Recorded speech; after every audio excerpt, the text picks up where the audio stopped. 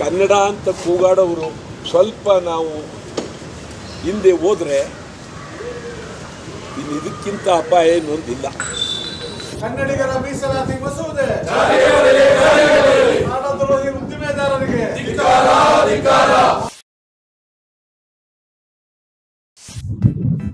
ಸುಮಾರು ಸಾವಿರಾರು ಮಾಧ್ಯಮಗಳ ಸಭೆ ಮಾಡಿದಾಗ ಈ ಮಾತು ಹೇಳಿಲ್ಲ, ನೋವು ಅಂತ. ಆದ್ರೆ ಈ ನೋವಿಗೆ ನಾವು ಚಾಲೆಂಜ್,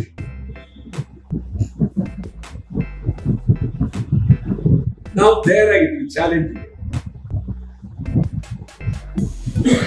ಸರ್ಕಾರ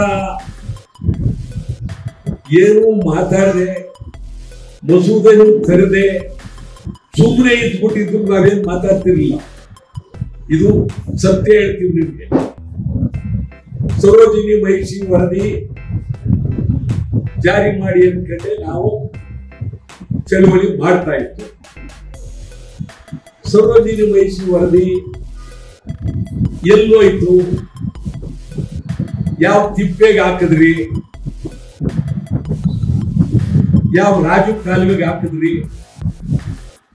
ಇದು ಸರ್ಕಾರ ಹೇಳ್ತು. ಹೋಗ್ಲಿ, ನೀವು ಮಸೂದೆ ಯಾಕೆ ತಂದ್ರಿ? ಸಂತೋಷ, ನಿಮ್ಮ ಉದ್ದೇಶ, ನಿಮ್ಮ ನಿಲುವು ನಾವು ಸಂತೋಷ ಪಡ್ತೀವಿ. ಬೇಕು, ಇದೊಂದು ಒಳ್ಳೆ ಶಕ್ತಿಯುತವಾಗಿ ನೀವು ಮಸೂದೆ ತಂದ್ರಿ. ಯಾವಾಗ ತಂದ್ರಿ? ಶಾಸನ ಸಭೆ ನಡೆಯುವಾಗ ತರಾತುರಿಯಲ್ಲಿ ತಂದ್ರಿ. ಮಂತ್ರಿ ಮಂಡಲದಲ್ಲಿ ಅದನ್ನ ಒಪ್ಪಿಗೆ ತಗೊಂಡ್ರಿ. ಇನ್ನು ಒಂದೇ ಒಂದು ಉಳಿದಿರೋದು ಅಂತಂದ್ರೆ ಸದನ, ಎರಡು ಸದನಗಳಲ್ಲಿ ಇರ್ತಕ್ಕಂಥ ಒಂದೇ ಒಂದು. ಅಷ್ಟೊಳಗಾಗಿ ಒಬ್ಬ ತಮಿಳ್ ಮಾಲೀಕ, ಇನ್ನೊಬ್ಬ ಕನ್ನಡ ವಿರೋಧಿ, ಇನ್ನೊಬ್ಬ ಮಲಯಾಳಿ, ಇವರು ಏನು ಆ ಮೋಹನ್ ದಾಸ್ ಪೈ ಸರ್ಕಾರದ ಮೇಲೆ ಮಾತನಾಡ್ತಾರೆ. ಕೆಟ್ಟಾಗಿ ಮೋಹನ್ ದಾಸ್ ಪೈ ಏನ್ ಆರ್ಡರ್ ಮಾಡ್ತಾರೆ. ಯಾರು ನಿಮ್ಮನ್ನು ತಗಮಾತ್ ಹೇಳೋರು ಯಾರು? ನಾಳೆ ಏನು ಒಂದೇ ಸಮಕ್ಕೆ ಇವತ್ತೊಂದೇ ದಿವಸಲ್ಲದು. ಮೋಹನ್ ದಾಸ್ ಪೈ ಇಂಥ ವಿಚಾರದಲ್ಲಿ ಮೊದಲಿಂದಲೂ ಕನ್ನಡಿಗರ ಮೇಲೆ ದಬ್ಬಾಳಿಕೆ ಮಾಡ್ತಾ ಇದ್ದಾರೆ. ನಾವೆಲ್ಲ ಬಿಟ್ಟು ಹೋಗ್ಬಿಡ್ತೀವಿ. ಅಯ್ಯೋ, ಒಳ್ಳೆ ಕೆಲಸನೇ. ನೀವು ನಿಮಗೆ ಭೂಮಿ ಕೊಟ್ಟಿರೋದು ಯಾಕೆ? ನೀರು ಕೊಟ್ಟಿರೋದು ಯಾಕೆ? ವಿದ್ಯುತ್ ಶಕ್ತಿ ಕೊಟ್ಟಿರೋದು ಯಾಕೆ? ಸಾವಿರಾರು ಕೋಟಿ ಸಂಪಾದನೆ ಮಾಡ್ಕೊಂಡು ಬಹಿರಂಗವಾಗಿ ನಮ್ದು ಇಷ್ಟು ಕೋಟಿ ಸಂಪಾದನೆ ಅಂತ ಹೇಳಿ ಜನಗಳ ಮುಂದೆ ಹೇಳೋ ವಿಚಾರ ಅಲ್ಲ. ಕನ್ನಡಿಗರಿಗೆ ಕೆಲಸ. ಕರ್ನಾಟಕದಲ್ಲಿ ಆರಂಭವಾಗುವ ಯಾವುದೇ ಉದ್ಯಮಿಗಳು ಕನ್ನಡಿಗರಿಗೆ ಕೆಲಸ ಕೊಡಲೇಬೇಕು. ಇದು ಸರೋಜಿನಿ ಮಹಿಷಿ ವರದಿಯಲ್ಲಿ ಸ್ಪಷ್ಟಪಡಿಸಿದ್ದಾರೆ. ನೀವು ಆ ವರದಿಯನ್ನು ಅವತ್ತಿಂದ ಇವತ್ತವರೆಗೂ ಸುಮಾರು 40 ವರ್ಷ ಕಾಯ್ತು. ಅದು ಮೂಲೆಗುಂಪಾದ್ರಿ. ಈಗ ಕಾರ್ಮಿಕ ಸಚಿವರು ಇದನ್ನ ಮಸೂದೆಯನ್ನ ಮಂಡಿಸೋದು ಬಂದರು. ಇದನ್ನ ವಿರೋಧ.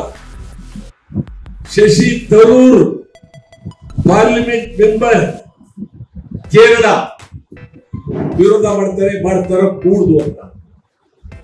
ಕರ್ನಾಟಕನ ಮಲಯಾಳಿಗಳು, ತಮಿಳರು, ಗುಜರಾತಿಗಳು, ಮಾರ್ವಾಡಿಗಳು ಉತ್ತರ ಇವರು ಕಂಟ್ರೋಲ್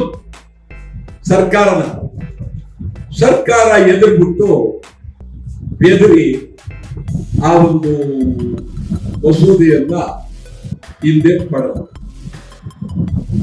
ತಕ್ಷಣಕ್ಕೆ ಕನ್ನಡ ರಾಜ್ಯದ ಜನ ಮೇಲ್ ಬೀಳ್ತಾರೆ ಅಂತ ಹೇಳಿ ಸ್ವಲ್ಪ ಇನ್ನೂ ಕಾಮ ಪುರುಷ್ಟಾಪ ಎಲ್ಲ ಬದಲಾವಣೆ ಮಾಡಬೇಕಾಗಿದೆ.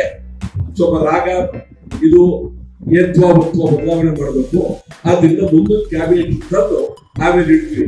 ಮುಗ್ದೋಯ್ತು, ಅದಕ್ಕೆ ಸತ್ಯ ಹೋಯ್ತು. ದೇವರ ಮೇಲೆ ನಂಬಿಕೆ ಯಾರಿಗೆ ಇದ್ರೆ ಖಂಡಿತವಾಗಿ ಅದು ಇನ್ನು ಮಸೂದೆ ಬರೋದಿಲ್ಲ. ಹೋಯ್ತು, ಅದು ಮೂಲೆಗುಪ್ಪಾಗೋಯ್ತು. ಈಗ ಕನ್ನಡಿಗರು ಅಳಿವು ಮತ್ತು ಉಳಿವು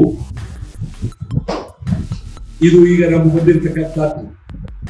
ನಾವು ಹೋರಾಟ ಮಾಡೋರುವೆ ಇನ್ ಮುಂದೆ ಕನ್ನಡ ಅಂತ ಯಾವ ಮುಖ ಎತ್ಕೊಂಡು ಹೋರಾಟ ಮಾಡಬೇಕು ನಾವು? ಈ ಮಸೂದೆ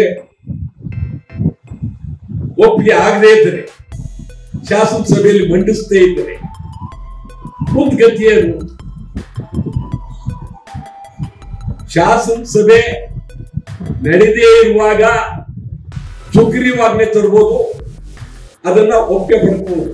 ಆಮೇಲೆ ತಿರುಗಿ ಮತ್ತೆ ಶಾಸನಸಭೆಗೆ ಇಡಬೇಕಾಗಿರೋದು ಸಂಪ್ರದಾಯ, ಕಾನೂನು. ಇವತ್ತು ಇಡೀ ರಾಜ್ಯದ ಸಮಗ್ರ ಕನ್ನಡ ಪರ ಸಂಘಟನೆಗಳು, ಕನ್ನಡ ಅಭಿಮಾನಿಗಳು, ಕನ್ನಡ ಸಾಹಿತ್ಯ ಪರಿಷತ್, ಕನ್ನಡ ಅಭಿವೃದ್ಧಿ ಪ್ರಾಧಿಕಾರ ಎಲ್ಲರನ್ನು, ಸಾಹಿತಿಗಳು, ಕವಿಗಳು ಎಲ್ಲರನ್ನು ಕಳಕಳಿಯವರ ಮನವಿ ಮಾಡ್ತೀನಿ. ಈ ವಿಚಾರದಲ್ಲಿ ಭದ್ರವಾಗಿರ್ಬೇಕು. ಸರ್ಕಾರ ಕೇಳಬೇಕು, ಇದನ್ನ ಮಂಡಿಸ್ತೀರಾ ಇಲ್ವಾ? ಇಲ್ಲ, ನಮ್ಮ ಪ್ರಶಸ್ತಿಗಳನ್ನೆಲ್ಲ ನಾವು ಹಿಂದಕ್ಕೆ ಕೊಡ್ತೀವಿ, ನಿಮ್ ಸರ್ಕಾರ ಪ್ರಶಸ್ತಿಗಳು ಯಾವ ಬೇಡ. ಕನ್ನಡ ಸಾಹಿತ್ಯ ಪರಿಷತ್ ಅಧ್ಯಕ್ಷರಿಗೆ ನಾನು ಹೇಳ್ತೀನಿ, ಇದು ಮಂಡಿಸ್ತಿಲ್ಲ ಅಂತ ಹೇಳಿದ್ರೆ ಮಂಡ್ಯದಲ್ಲಿ ಸಮ್ಮೇಳನ ನಡೆಸಬೇಡಿ, ಕಂಠ ನಡೆಸಬೇಡಿ, ಸಮ್ಮೇಳನ ನಡೆಸಕೂಡದು, ಯಾವ ಕಾರಣಕ್ಕೂ ನಡೆಸಕೂಡದು. ಕನ್ನಡ ಅಭಿವೃದ್ಧಿ ಪ್ರಾಧಿಕಾರ ಅವರು ಹೇಳ್ತೀನಿ ಭದ್ರವಾಗಿ ತಮಗೆ ಸೇರುತ್ತೆ.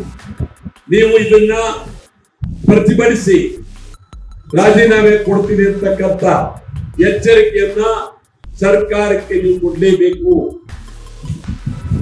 ಸಾಹಿತಿಗಳು ಒಮ್ಮತದಲ್ಲಿ ಮಾತನಾಡಬೇಕು. ಸಿನಿಮಾ ರಂಗ ಇವತ್ತು ಸರ ಬರಬೇಕಾಗಿತ್ತು, ನನಗೆ ಹೇಳಿದ್ರು ಅವರು, ನಾಳೆ ಬರ್ತೀನಿ ನಾನು, ತಾವೇನ್ ತೀರ್ಮಾನ ತಗೊಳ್ತೀನಿ ತಗೊಳ್ಳಿ, 100ಕ್ಕೆ 100 ಭಾಗ ನಾನೇ ನಿಮ್ಮನ್ನ ಮಾತಾಡ್ಬೇಕು ಅಂತಿದ್ದೆ, ಮಾತಾಡಿದ್ದೀನಿ, ಗಿರೀಶ್ ಜೊತೆ ಹೇಳಿದ್ದೀನಿ, ನೀವು ಏನ್ ಬೇಕಾದ ತೀರ್ಮಾನ ಬಂದಿದೆ ಅಂತ. ಸಿನಿಮಾ ರಂಗಕ್ಕೂ ಹೇಳ್ತೀನಿ, ಇವತ್ತು ನಮ್ಮಲ್ಲಿ ಕನ್ನಡ ಚಿತ್ರಗಳು ಫೇಲ್ ಆಗ್ತಾ ವಿಫಲವಾಗ್ತಾ ಇದೆ, ಬೇರೆ ಭಾಷೆ ಚಿತ್ರಗಳು ಹೋಗ್ತಾ ಇದೆ. ಮತ್ತು ಈ ಮುದ್ರಣ ಮಾಧ್ಯಮ ಅವ್ರಿಗೂ ನಾನು ಅತ್ಯಂತ ಕಳಕಳಿಯಿಂದ ಮನವಿ ಮಾಡ್ತಾ ಇದ್ದೀನಿ. ಇಲ್ಲಿ ಮಲಯಾಳಿ ಪೇಪರ್ ಹೋಗ್ತಾ ಇದೆ, ತಮಿಳು ಪೇಪರ್ ಹೋಗ್ತಾ ಇದೆ, ತೆಲುಗು ಪೇಪರ್ ಹೋಗ್ತಾ ಇದೆ, ಎಲ್ಲ ಪರಭಾಷೆ ಪೇಪರ್ಗಳು ಇಲ್ಲಿ, ನಿಮ್ ಪೇಪರ್ ಇಲ್ಲಿ ಬಹಳ ಎಲ್ಲೋ ಇದಕ್ಕೆ ನಾನೇನು ಇದನ್ನ ಯಾಕೆ ಅಂತಂದ್ರೆ ಇವರು ಎಲ್ಲರೂ ಸೇರಿ ನಮ್ಮ ಮೇಲೆ ಇರುತ್ತರ ದಬ್ಬಾಳಿಕೆ ನಡೆಸಿದ್ದಾರೆ.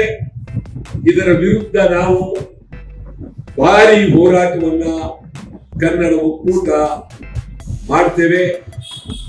ಇದು ಬಹಳ ಗಂಭೀರವಾಗಿ ಮಾತನ್ನು ಹೇಳ್ತಾ ಇದ್ದೀನಿ.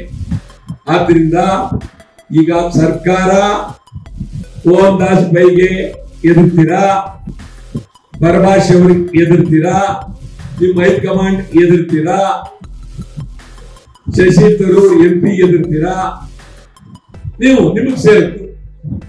ನೀವು ತರಬಾರ್ದಾಗಿತ್ತು, ಅವಮಾನ ಮಾಡ್ಬಿಟ್ರಿ. ನೀವು ತರದೆ ಹಾಗೆ ಅಲ್ಲಿ ಇಟ್ಕೊಂಡಿದ್ರೆ ನಮ್ದೇನು ಇದಾಗ್ತಲ್ಲ. ನೀವು ಏನ್ ಬಹಿರಂಗ ಜಗತ್ ಜಾಹೀರ ಮಾಡಿದ್ರಿ. ಕನ್ನಡಿತೀವಿ ನಾಳೆ ಕನ್ನಡಿಗರು ಅವ್ರ ಪರಿಸ್ಥಿತಿ ಏನು, ಅವ್ರ ಏನು ಹೇಳ್ಬಿಟ್ರಿ. ನೀವು ತರದೆ ಗಂಭೀರವಾಗಿ ಇದ್ಬಿಟ್ಟಿದ್ರೆ ನಾವು ಸುಮ್ಮನೆ ಎಲ್ಲೋ ಒಂದ್ ಕಡೆ ತಗೊಂಬನಿ ಅಂತ ಹೇಳ್ತಾ ಇದ್ವಿ. ತಂದು ಬಹಿರಂಗವಾಗಿ ದ್ರೌಪದಿ ಸ್ವಯಂವರ ಮಾಡ್ದಂಗ್ ಮಾಡಿದ್ರಿ. ನೀವು ಬಹಿರಂಗವಾಗಿ ಕನ್ನಡಿಗರ ಮೇಲೆ ಅಪಮಾನ, ಕನ್ನಡ ಭಾಷೆಗೆ ಅಪಮಾನ, ಹೋರಾಟಗಾರರಿಗೆ ಅಪಮಾನ. ಎಲ್ಲರಿಗೂ ನಾನು ಹೇಳ್ತೀನಿ, ಇದ್ರಲ್ಲೇನು ಭೇದ ಭಾವನೆ ಇಲ್ಲ. ಎಲ್ಲರೂ ತಯಾರಾಗಿರ್ಬೇಕು, ಹೋರಾಟಕ್ಕೆ ಸಿದ್ಧರಾಗಬೇಕು.